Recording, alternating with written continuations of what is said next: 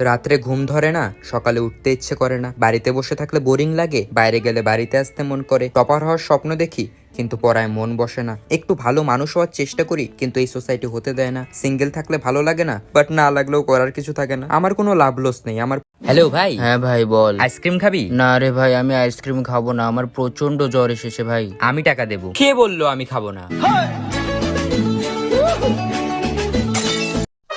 ও মা দেখো ঠোঁটটা কেমন ফেটেছে, এই নেই বোরোলিন লাগা। ও মা দেখো হাতের চামড়াগুলো কেমন খসখস করছে, এই নেই বোরোলিন লাগা। ও মা মুখে মাখার ক্রিম তো শেষ, বোরোলিন লাগা। মা মাথায় কি খুশকি হয়েছে, বোরোলিন বোরোলিন বোরোলিন বোরোলিন বোরোলিন লাগা। আমার জীবনের সাথে খেলিস না, আমার এইটুকু মন যদি ভেঙে যায় তাহলে কে দায় দেবে? তোর বাবা। হ্যালো হ্যালো ভাই, কি হয়েছে? কাঁদছিস কেন? ভাই সব শেষ হয়ে গেছে। কি শেষ হয়ে গেল? ভাই দাদু মারা গেছে। কি?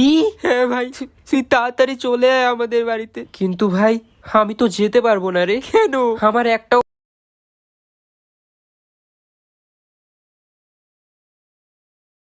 লোকে বলে আমি নাকি বড় হয়েছি, কিন্তু এখনো আমি জলের বোতলে মুখ লাগিয়ে জল খাই। छोटी मोटी बातों पे मुंह फुलाए। লোকে বলে আমি নাকি বড় হয়েছি, কিন্তু এখনো আমি যেটা বেশি টেস্টি চকলেট সেটা পরে খাই, আর যেটা কম টেস্টি চকলেট সেটা আগে খাই। বান্সটা পরে খাবো। লোকে বলে আমি নাকি বড় হয়েছি, কিন্তু এখনো আমি আমার ভাই বোনের সাথে ছোটখাটো জিনিস নিয়ে ঝগড়া করি। এই কি কি হয়েছে? এটা আমার জায়গা, আমার জায়গা। এটা কোন নাম লেখা আছে? কোন নাম লেখা? লোকে বলে আমি বড় হয়েছি, কিন্তু এখনো আমি মাত্র 10 টাকার জন্য মার কাছে কান্দাকাটি করি। মা প্লিজ 10 টাকা দাও না, আমি ফুচকা খাবো। প্লিজ মা, প্লিজ মা, প্লিজ দাও না 10 টাকা, মা দাও না। ও মা, আমার একা একা খেলতে ভাল লাগছে না, আমার একটা বোন এনে দাও না। আচ্ছা ঠিক আছে, তোর বাবা তখন কেরালায় আছে, বাড়ি আসুক, এলে বল। হ্যাঁ, বাবাকে এলাকা তাহলে কি হয়েছে? কাকা তো আছে। হ্যাঁ, আমি জানি না, আমার বোন লাগবে, আমার বোন লাগবে, আমার বোন লাগবে, আমার বোন লাগবে। আমি জানি না, আমার বোন লাগবে।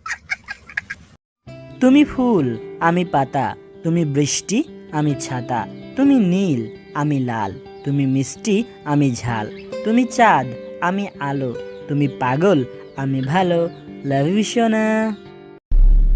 পড়াশোনা করলে পাস, আর পাস করলে আনন্দ, মনে আনন্দ আর ফুর্তি আসলে হয়ে যায় খেলাধুলা, আর খেলাধুলা করলে লাগে ব্যথা, আর ব্যথা লাগলে হয়ে যায় অসুস্থ, আর অসুস্থ হওয়ার মানেই হলো মৃত্যু। তার মানে লজিকটা কি দাঁড়ালো? পড়াশোনা করলে হয় মৃত্যু, সো পড়াশোনা করার দরকার নাই, পড়াশোনা করার কোনোই দরকার নেই। কোথায় যাচ্ছ তুমি? সুইসাইড করতে। এত মেকআপ কেন? ওমা কাল সকালে কি আমার পত্রিকার ছবি বের হবে না? দাও ফুচকা দাও। একটু ঝাল করে বানাবে। হ্যাঁ দাদা, ঝাল হয়নি, একটু বেশি করে ঝাল দাও। এটা জাল হয়নি, একটু জাল দাও। না একদম জাল হচ্ছে না দাদা, জাল দাও, আরো জাল দাও। ওই সব লঙ্কাগুলো ঢেলে দাও ওর মধ্যে। হ্যাঁ ঝাল দাও, জাল দাও, ঝাল দাও। এখনো ঝাল হয়নি দাদা, আরো ঝাল দাও। আরো ঝাল দাও। এখনো ঝাল হয়নি দাদা, এখনো ঝাল হয়নি। ঝাল দাও। ঝাল হয়নি দাদা, এখনো ঝাল দিয়ে যাও, এখনো ঝাল। ঝাল দাও, একটু ঝাল দাও। এখনো হচ্ছে না, ঝাল হচ্ছে না। আরো ঝাল দাও, আরো আরো ঝাল দাও। ঝাল চাই, ঝাল। ঝাল এখনো হয়নি, এখনো ঝাল দরকার। আচ্ছা বলুন তো দিদি, রবীন্দ্রনাথ ঠাকুর নোবেল কেন পেয়েছিলেন? এটা কোন বাঙালি জানে না? দিদি আমি একজন টিচার হয়ে এটুকু জানবো না? আসলে রবি ঠাকুর কদবেল একেবারেই পছন্দ করতেন না, এমনকি বেল ফুলও পছন্দ করতেন না। আর শুধু তাই নয়, কলিং বেল, সাইকেলের বেল, কোনো বেলই তিনি পছন্দ করতেন না। আর যেহেতু উনি কোনো বেলই পছন্দ করতেন না, তাই ব্রিটিশরা ওনাকে নো বেল দিয়েছিলেন। ওর শরীরে আমার রক্ত বইছে, ওকে আমি ইঞ্জিনিয়ার বানাবো, ও আমার মেয়ে। ওকে আমি 10 মাস 10 দিন পেটে ধরেছি, ও আমার মেয়ে, ওকে আমি ডাক্তার বানাবো। ও আমার মেয়ে, ও আমার মেয়ে, ও আমার মেয়ে, বলছি তো আমার মেয়ে। বলছি তো ও আমার মেয়ে। হ্যালো সোনা, যে যাই বলুক আমি শুধু তোমার। কাল থেকে আমি রোজ সকাল 5টায় উঠবো, উঠেই মেডিটেশন করব, তারপর স্নান করে ব্রেকফাস্ট করে আমি পড়াশোনা করব। কাল থেকে আমার একটা নতুন যাত্রা শুরু হবে। মা আমাকে আশীর্বাদ করো, কাল সকাল থেকে আমার একটা নতুন লাইফ শুরু হতে চলেছে। কথা শুনে বকুল হাসে, কই তাহার বিয়ের আগে যখন প্রেম করতাম তখন বিছানায় শুইলেই মনে হতো ইস কতদিনে দুইজন থাকবো। বিয়ের পর যখন দুইজন থাকতাম তখন মনে হতো মাঝখানে কতদিনে একজন আসবে। যখন একজন আসলো তখন মনে হতো আর একজন হলে পরিপূর্ণ হয়। কিন্তু এখন মনে হয় সব কটাকে ঘর থেকে বের করে দিয়ে আগের মতো বিছানায় হাত পা ছড়াইয়া দিয়ে শান্তির মতো একটা।